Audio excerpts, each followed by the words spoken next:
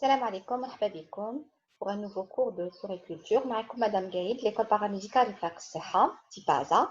Lyoum, Inch'Allah, on va faire les complications et contre-indications de l'allaitement maternel. Eh bien oui, même si l'allaitement maternel est recommandé et naturel, des fois, dans certains cas, il y a des contre-indications. Oui, mais l'allaitement maternel. نبداو les contre-indications à l'allaitement maternel. Donc, les contre-indications provenant de la mère, on va voir ce qui est relié à la mère.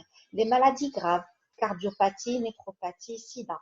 Donc, c'est contre-indiqué. Les maladies neurologiques graves. Le non-désir d'allaiter, qui ne pas la maman pour quelles que soient les motivations, les raisons de surcroît de travail, dégoût, refus du mari.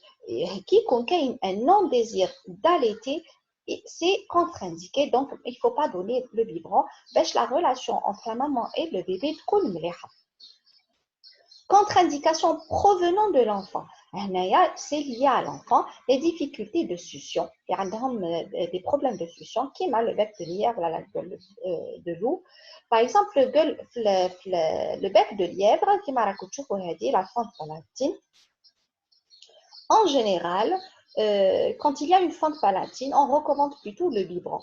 Il faut que la tétine classique vitesse 2 soit bien mise sur le palais encore un peu osseux pour boucher l'orifice avec le contre-appui. Il n'y a pas de passage par le nez parce qu'ils vont essayer de boucher la fente avec le contre-appui, bêche le lait, mais jouche les narines, le nez. Les complications de l'allaitement maternel, les complications apparaissent généralement au début de l'allaitement. Surtout au début. Nous ramène des complications. Donc, on a les crevasses. Il y a déjà fait un cours précédent et où nous fait le cours. Donc, les lésions cutanées siégeant au niveau des mamelons et sont très douloureuses pour la maman. Prévention. Il y a un moyen pour prévenir ces crevasses parce que vu que c'est douloureux, la maman a donc la tétée ne doit pas être trop longue, 10 à 15 minutes par sein. Le bébé le même sein. On va le sein. L'enfant doit téter en prenant toute l'aréole dans sa bouche. Yani, qui est le sein, la partie brune du sein, la bouche du bébé. L'hygiène des seins doit être correcte. Bien sûr, avec de l'eau et des compresses. L'humidité. Les mamelons doivent être maintenus au sec entre les tétés, le traitement. Laisser les mamelons à l'air ou projeter de l'air sec, sèche-cheveux, avec le séchoir. دير الهواء ناشف باش ينشفوا لها les mamelons وهذيك l'humidité ما تزيدش تاثر على les crevasses. Utiliser une pommade cicatrisante sur le marché avec les pharmaciens des pommades pour les crevasses. Utiliser un bout de sein artificiel. Mettre un bout de sein artificiel aussi pour aider la maman. Il y a le pharmacien. Il y a les méthodes grand-mère aussi. Il y a les feuilles de salade, ils sont propres, ou avec du lait à la maman elle-même. Elle va nettoyer le sein et pour l'aider à cicatriser. Les engorgements, donc les engorgements résultent d'une mauvaise éjection du lait. Ils peuvent se produire tout au long de la lactation. Les seins sont gros, durs et douloureux. Écoulement du lait est impossible.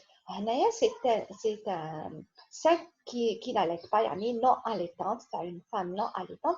Ou c'est un sein d'une femme allaitante. Le lait il va s'emmagasiner et des fois il s'il ما يخرجش من le sein ويتعمر بزاف le sein et c'est douloureux pour la maman.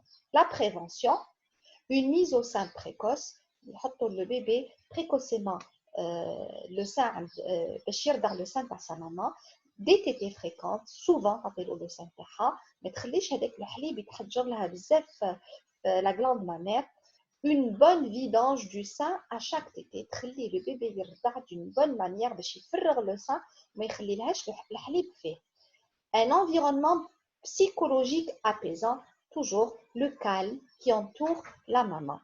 Le traitement, application de douche chaude ou de cataplasme, c'est des compresses chaudes, ils mettent sur le sein pour soulager avec le lait accumulé et ça va soulager la maman. Le médecin incite la maman à limiter la quantité de boisson qui ne doit pas excéder 1 litre à 1,5 litre par 24 heures. يعني les mamans اللي عندهم بزاف الحليب ويتحجر لهم بزاف الحليب le médecin راح يقول لها il faut diminuer les boissons ما تشربش بزاف les liquides باش ما يتحجر لهاش بزاف الحليب. Les infections du sein. Alors, l'infection du sein peut aller de la simple lymphangite à l'abcès du sein. Donc, on a l'invasion du système lymphatique par les microbes. Donc, هذا هو le système lymphatique. راكم تشوفوا هنايا كيما نشوفوا la chaîne ganglionnaire. Donc, هنايا راكم درتوا في l'anatomie déjà le système lymphatique. Donc, on a les ganglions lymphatiques et les canaux. Donc, là, il y a des fois, il y a les micro-organismes et il y aura une lymphangite, une inflammation des ganglions lymphatiques et il y a des ganglions au niveau du sein. Donc, on a les ganglions mammaires internes lymphatiques par les microbes. Donc, à ce stade, le lait n'est pas infecté.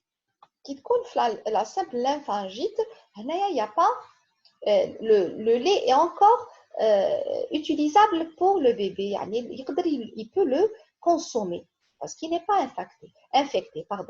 On peut donc continuer à administrer à l'enfant, mais une surveillance médicale est conseillée.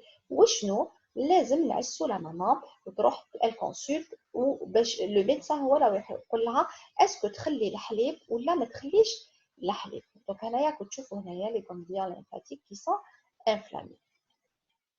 L'abcès, il y a l'abcès du sein, il y a un abcès. Donc, il s'agit d'une infection grave du sein. Les microbes ayant franchi la barrière lymphatique, les ganglions lymphatiques, ont contaminé toute la glande mammaire. يعني هنايا كي نعاودو نوليو le schéma هذا les microbes رايحين يخرجوا من les ganglions ويروحوا la glande mammaire يعني le sein تاع la maman. Donc, les microbes ayant franchi la barrière lymphatique ont contaminé toute la glande mammaire. Le lait est infecté et il est hors de question de l'administrer à l'enfant. هنايا ممنوع la maman ترضع bébé parce que le lait il est de mauvaise qualité. Donc كملنا le cours تاع اليوم ان شاء الله يكون نفعكم واستفدتوا منه. Si vous avez des questions, laissez-les en commentaire. Inch'Allah, je vais répondre à ces questions au fur et à mesure. Bonne révision à tous et bon courage.